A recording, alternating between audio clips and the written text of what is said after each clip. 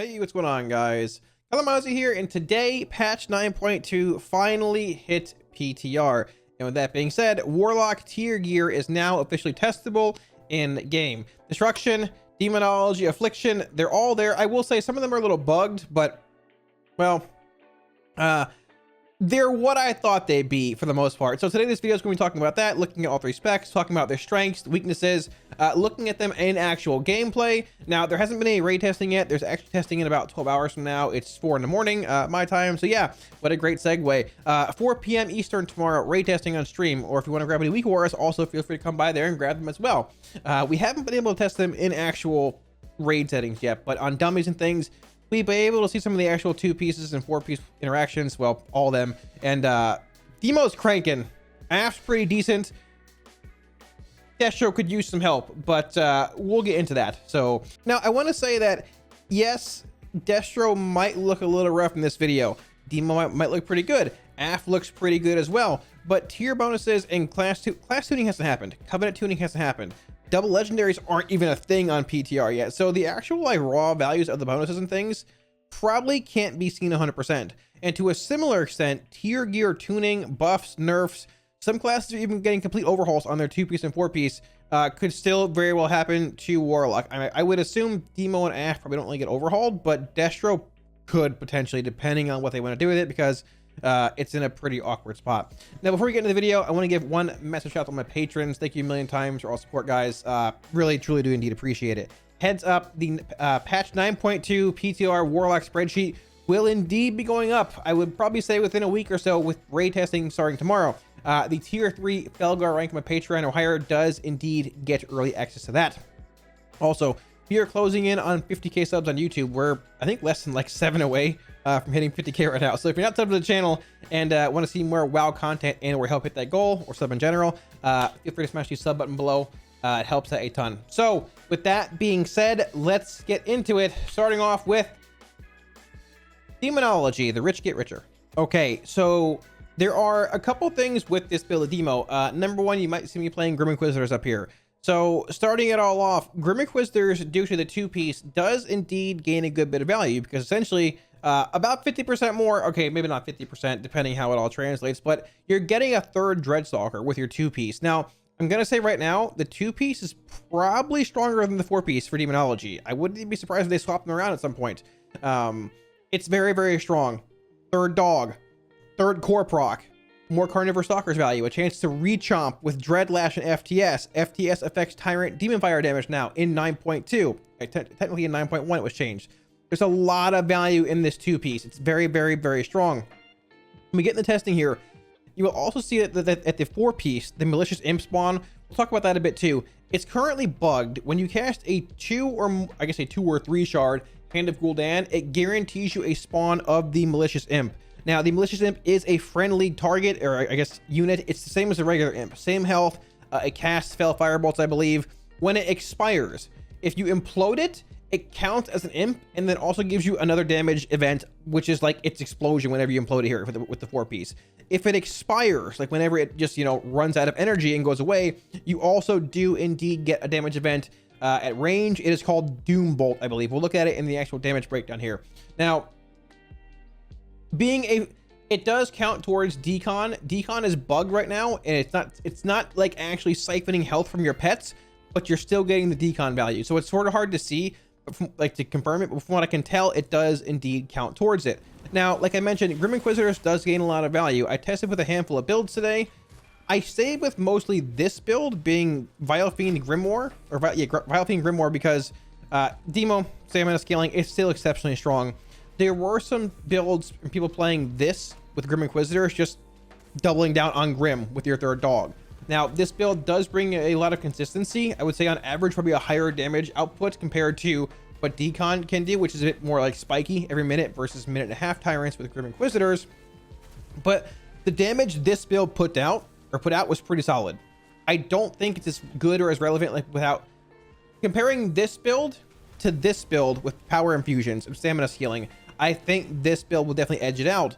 but this build didn't seem that bad in its single target at all either, even losing Rimwar and losing Bilefiend. We didn't have Decon as our main source of damage. It was still good, but our imps were higher. Our Dreadstalkers were like 25-ish% of our damage. It was really, really strong.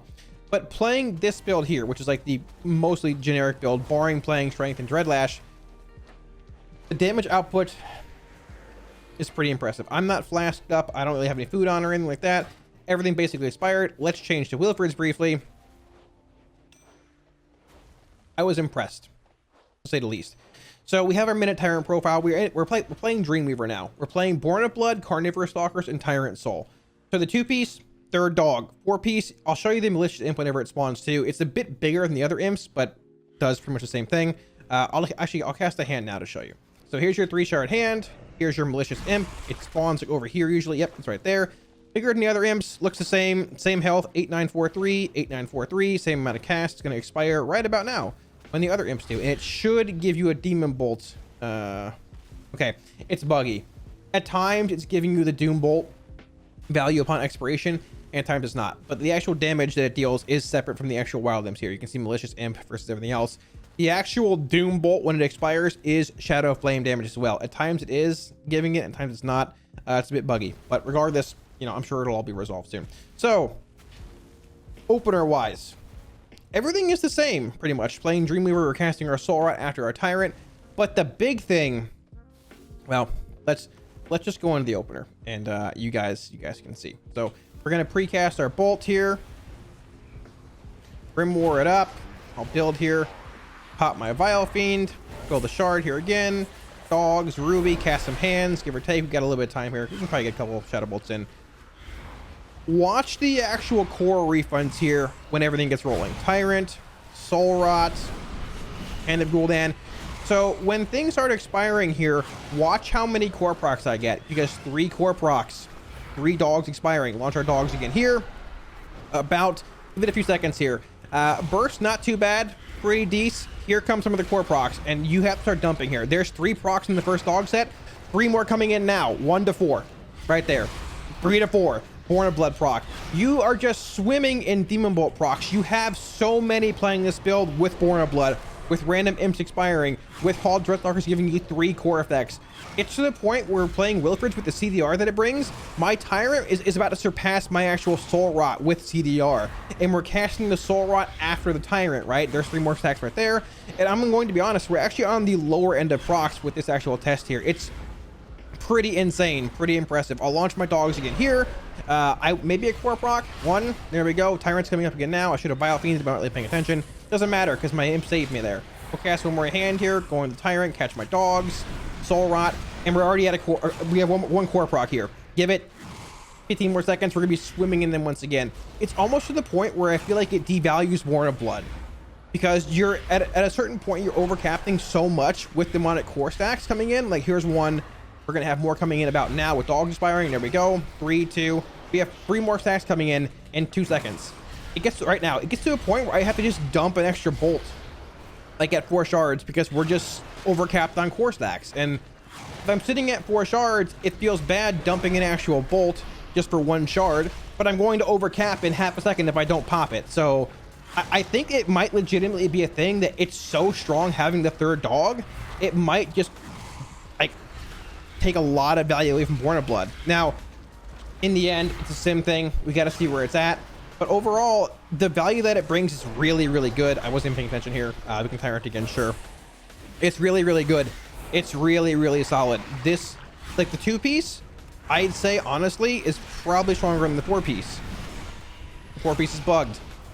Even with it being bugged, though. The extra shard you get, whenever the imp expires, is nice.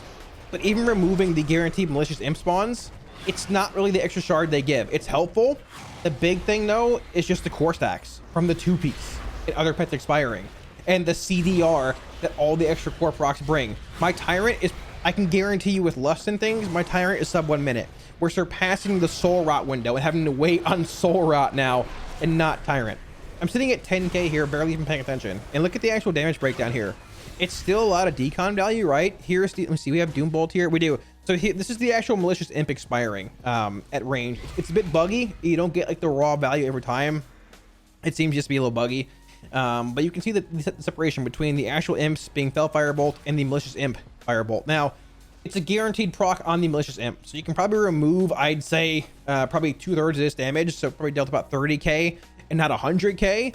Probably a little bit here too. But even with all of that being said, the two-piece is super strong, I feel like. And this is not even playing Grim Inquisitors. This is not even playing FTS, Dreadlash, Soul Conduit, and Mythic Plus, where you get that third dog, for third Dreadbite, for rechomps over and over.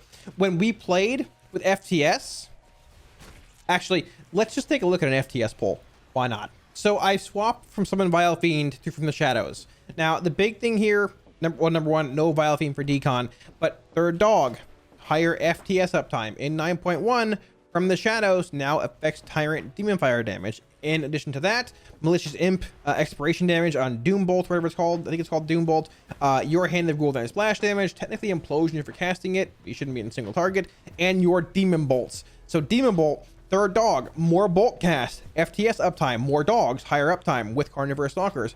This build is really synergistic. I'm going to be honest, like, I'm not potted here, flasked here, nothing at all, really no lust.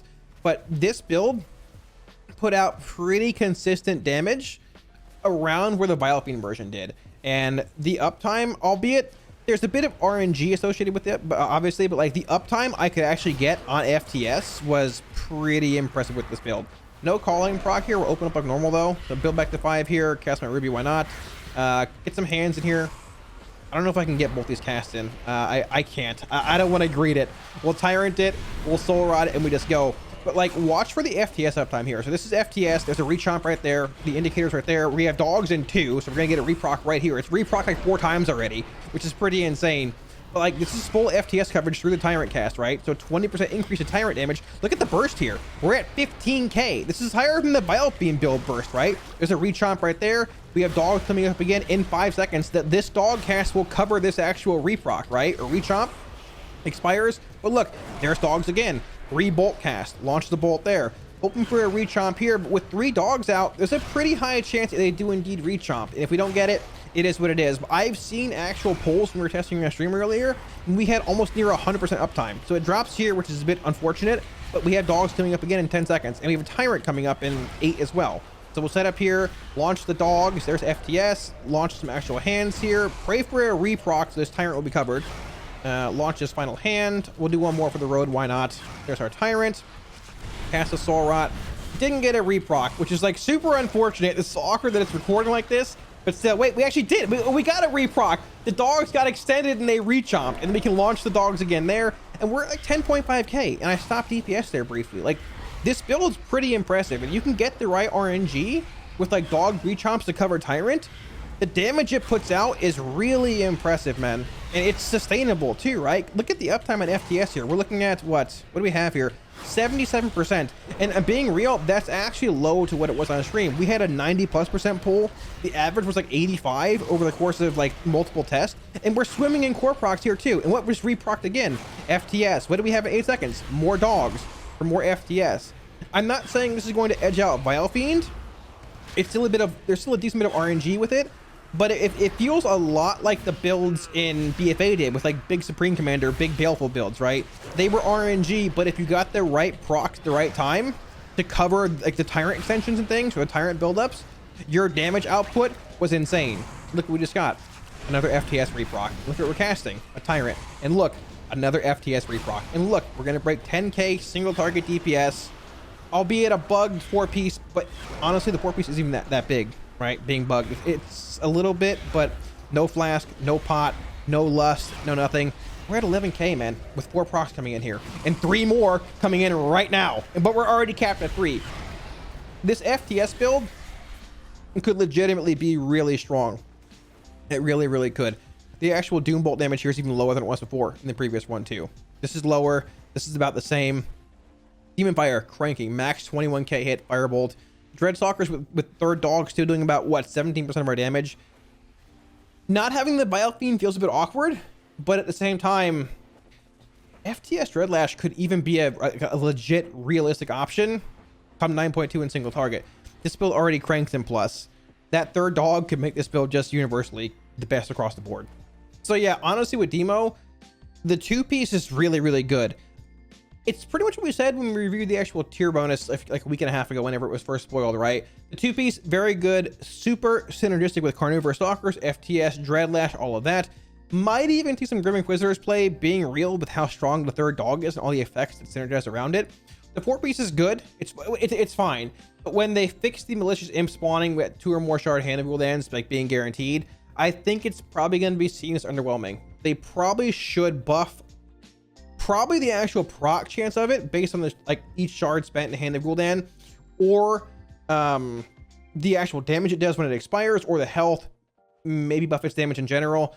The two-piece feels good. It feels stronger than the four-piece, and when they fix it, it could be a bit of an issue. But either way, Demo's two-piece and four-piece just build upon what's already good at. Third dog, more decon value, more just baseline pet value, right? Better in single target, better in AoE. This build's just probably the best build you play in Plus in general now, right? It's good at single target, good at AoE, good at sustained damage, just really solid. And the four-piece, even though the imp is bugged now and spawning too much, you've got a friendly allied pet, whatever, for more decon value.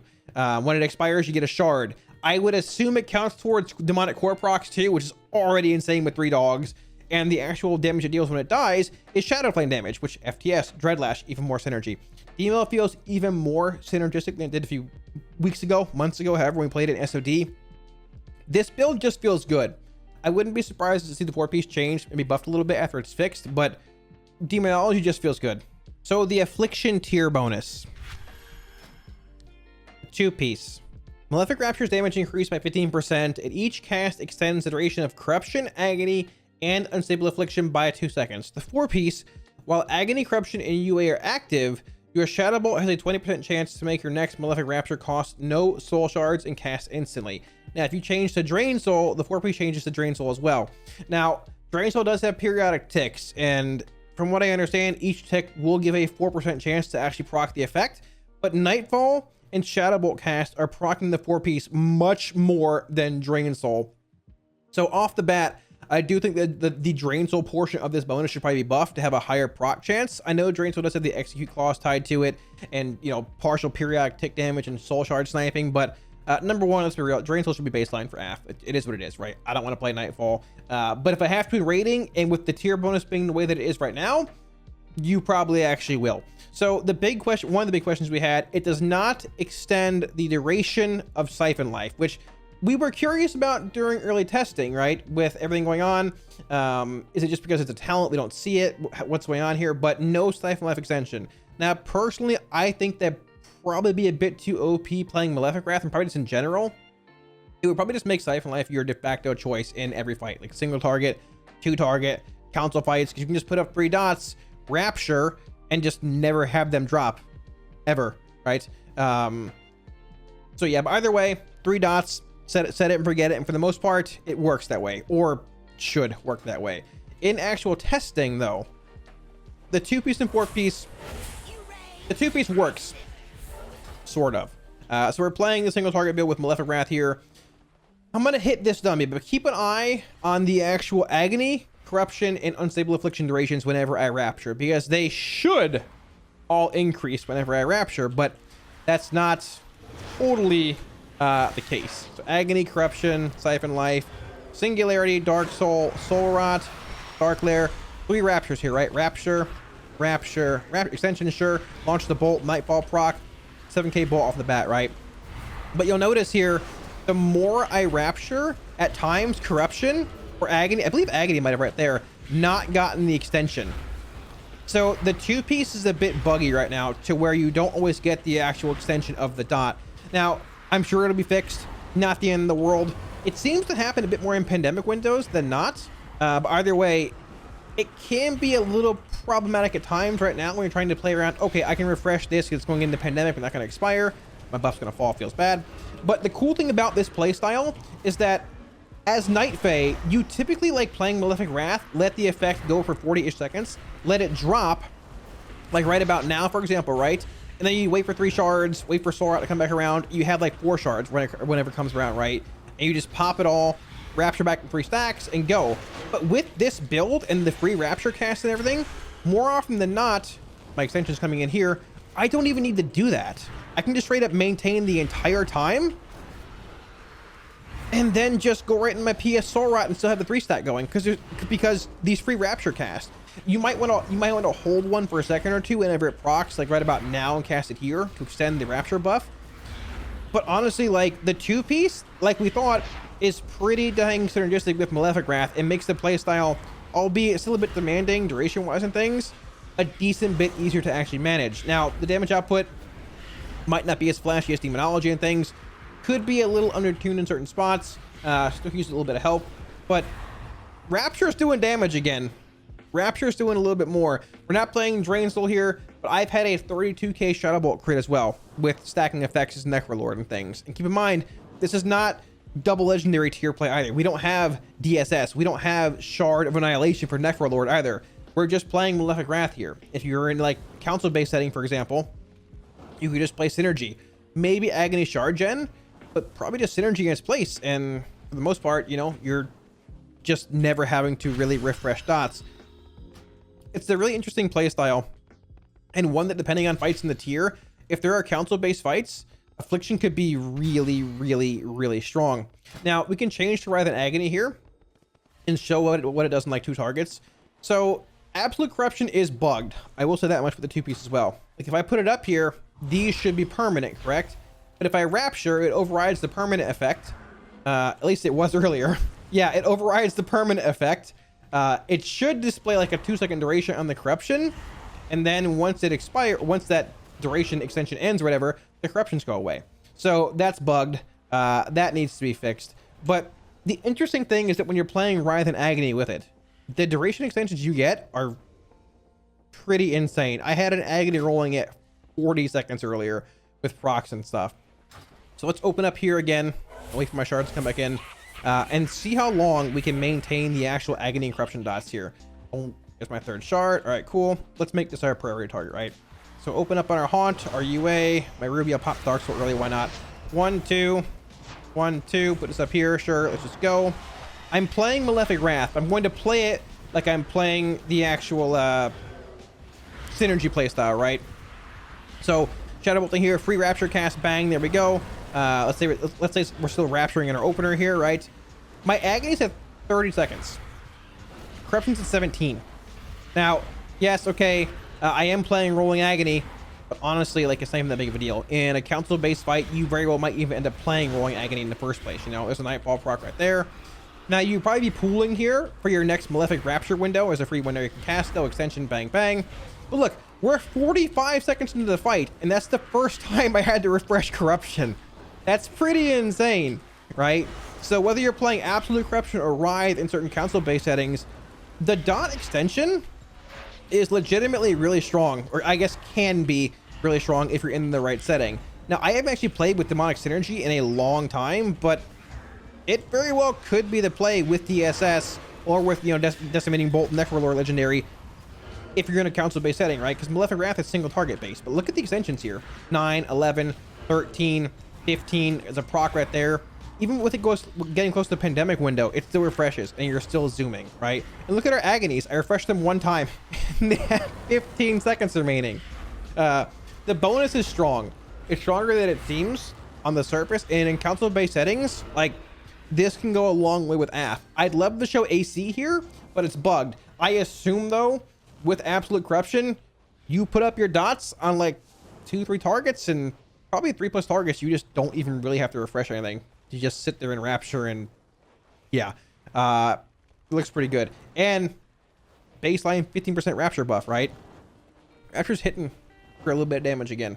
So depending on certain fights this tier, maybe the Dreadlord fight, maybe the Assembly fight, AF could be a pretty decent choice depending on how it all shakes out. But 2-piece, solid. I'm excited for it.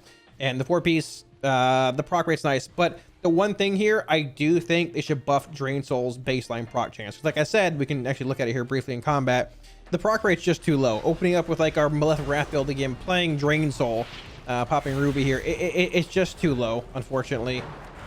When I say that, I'm probably going to get multiple procs here, but on stream earlier and looking at the Lock Discord and the people who have played with it as well, there's a noticeable difference between playing Nightfall as like Shadow Bolt being your main filler and playing Drain Soul. So we've already channeled one whole drain here. There's one proc there. We can hold it for a second to extend a bit here, like catch that right there, catch our Siphon Life.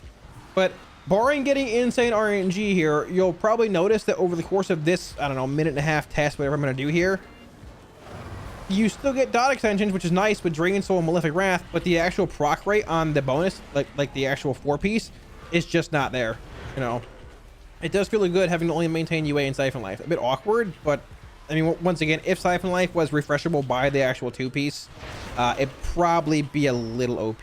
But like I said, also the cool thing is that you can maintain this effect permanently, right? Like normally we let it drop about now as Night Fae because you want to have 3 shards to Rapture back to full.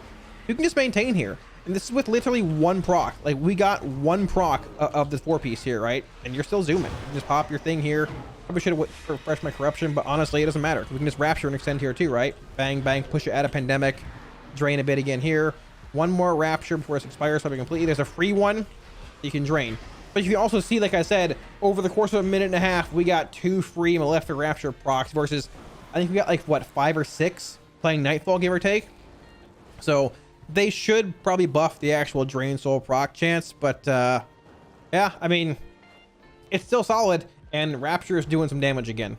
Overall, like I said, I think this addresses AF's, like, it helps address AF's issue, lack of Rapture damage, a bit of a single target lack of damage, I suppose. We're also not playing Focus Malignancy here, and we're not potted or flask or anything at all, so not bad. I'm happy with how AF feels overall. Tuning still needs to come. Double legendaries, I feel, could actually make AF a bit stronger scaling-wise compared to other specs and things due to, like, Necro Lord, Decimating Bolt Legendary, what is it, Shard Annihilation and things, or just DSS, Multiplicative Haste scaling and crit scaling. We'll see. But overall, I'm pretty happy with AF. Just buff the actual Drain Soul proc chance of the 4-piece a little bit. So with those 2 specs being covered, that leaves us with only Destruction. And unfortunately, even though Destro's 2 and 4-piece are probably the most hyped up, the one most everyone's excited about, they are unfortunately just not very good. Now, there are some questions that I had when they first came out. One of them being the biggest one was, does it interact with Reign of Chaos? Because thinking back to how BFA was in the end with VOP and Reign of Chaos and like pre-patch and things, they did indeed interact, similar to Supremacy, right? Grimoire Supremacy. They interacted. So the VOP based Infernals would give you Supremacy procs, they give you Reign of Chaos procs in pre-patch, and that seemed really cool. And with the current state of Destro, that also really didn't seem too OP. So we're playing Reign of Chaos here, we're playing Wilfred's, we're playing the normal build for the most part. We're playing Infernal Brand as well, because the 4-piece, when Rain of Fire or Chaos Bolt is freely cast, from the 2-piece, you summon an Infernal for 8 seconds. So like, hey, that thing theoretically should give Reign of Chaos, more Shard Gen, more Infernal Brand stacks, more Chaos Bolts, more Rain of Fires, because more Shard Gen from the Infernal being down. But yeah, let's just open it up. 2-piece, casting Rain of Fire or Bolt has a 20% chance to make the next other one free. So if you proc a Bolt, you get a free Rain of Fire, vice versa. You can't cast a Bolt and proc a Bolt. So here, let's open up, right? Here we go, put the rock down. We're gonna pray for procs, right? So 1 bolt. Nope. 2 bolts. We got a proc. Cast a rain. 3 bolts. But look, no Rain of Chaos value. The 4-piece does not work with Rain of Chaos, which is incredibly disappointing. Second Rain of Fire proc there. I'm gonna be honest, this is actually pretty good RNG in these procs. But just to confirm, we'll wait for the window to close before Rain of Chaos to fall to show you what. Okay, Rain of Chaos is gone, right? Let's fish for a proc here. Hoping for a Rain of Fire proc. Anything? Ian, help me. Anything? I'm gonna be real. 3 procs in the opener is actually insane. Earlier we had none. So Rain of Fire proc. There we go. Here's the actual buff. No duration. Rain of Fire. No Rain of Chaos. The 4-piece is incredibly disappointing in single target and 2 target, probably just in general, without Rain of Chaos being a thing tied to it. I understand. I get that it might be a little OP in like heavy AoE settings, but I'm gonna be honest, like, the Inferno Soul Conduit Rain of Chaos build's already OP as it's crazy OP in those settings in the first place, right? And if you're able to like maybe store up a Rain of Fire proc by casting a bolt heading into a pack, something along those lines, right? Having that rain proc gives you that guaranteed Infernal, and it snowballs into more value. But in single target, which is insane, right? Because that Chaos Bolt you can proc is also free for casting Rain of Fires, right? If you're spamming them in AoE. So if you're in a Havoc window, for example, casting multiple Rain of Fires, and you're able to actually like generate a shard or two, right? Or generate a proc or two, right? This Havoc window that you're using to generate shards can suddenly become, oh yeah, I can just launch a free Chaos Bolt here instead, right? But in single target, casting a Rain of Fire that gives you an Infernal with no Rain of Chaos value and no real synergy with the spec just feels actually terrible. Doesn't really do anything, right?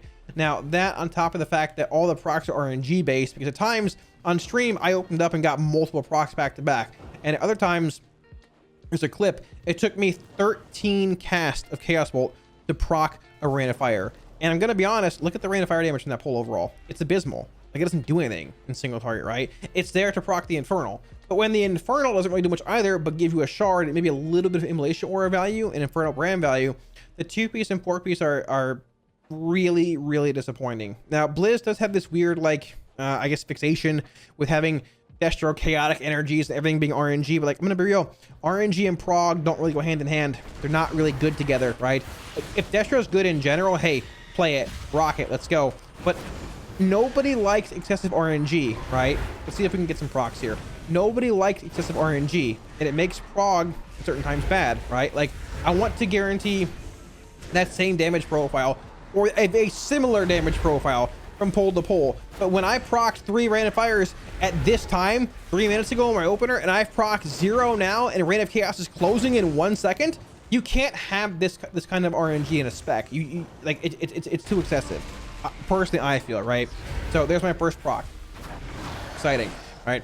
And no Rain of Chaos energy either. So, like, there's a handful of things that I hope will change with this 2-piece, or I guess bonus in general, right? Number one, I don't like that the 4-piece is independent, or the 4-piece has to, the 2-piece has to proc to get any value out of the 4-piece. I like when they work well together, like Affliction, for example. The 4-piece can give you a free Rapture cast, right? When you have Agony, Corruption, and UA active on a target, which is cool because the 2-piece increases Rapture damage and gives you a longer duration on those 3 dots. But the 2-piece doesn't have to proc to make the 4-piece work with Affliction. They just work well together. Same with Demonology. They sort of both work towards decom. They're both good. But this one completely depends on the other one procking. And when it's a 1 in 5 chance to cast a Rain of Fire in single target that does what? Like, no damage in the first place? It needs some help. So my first suggestion, if you want to keep the 2-piece and 4-piece working with each other like that, is to make it so that, like, whenever you proc a free spell, whether you cast a Chaos Bolt or a Rain of Fire, regardless of whatever you cast, the next spell can be either a Chaos Bolt or a Rain of Fire, and it's free. So if I get a proc here off that Bolt cast, I want this Rain or this Chaos Bolt both to be free. And I don't think that's too OP, because Chaos Bolt doesn't even hit that hard. Like, it hits hard, but it's not like it used to be, right? If need be, you can put a small ICD on the proc, so you can't go like, you know, Chaos Bolt into proc. But I'm going to be real as well. Number 2, I've played this 2-piece and 4-piece for probably 3 hours now. Probably 30, 40 different openers here. I have not had one proc of a Rain of Fire proc casting it into a Chaos Bolt proc. I don't think it's even possible in the first place.